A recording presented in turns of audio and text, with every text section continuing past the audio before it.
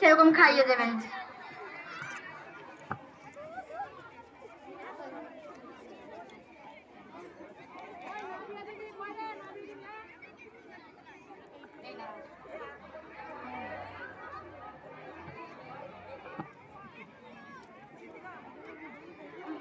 আমার মেয়ে বেঁচে গেছে, ডাক্তারই বাঁচিয়ে তুললো।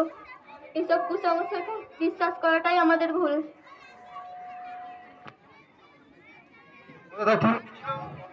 কুসংস্কারকে ভুলে বিজ্ঞানের পথে পা বাড়ানো।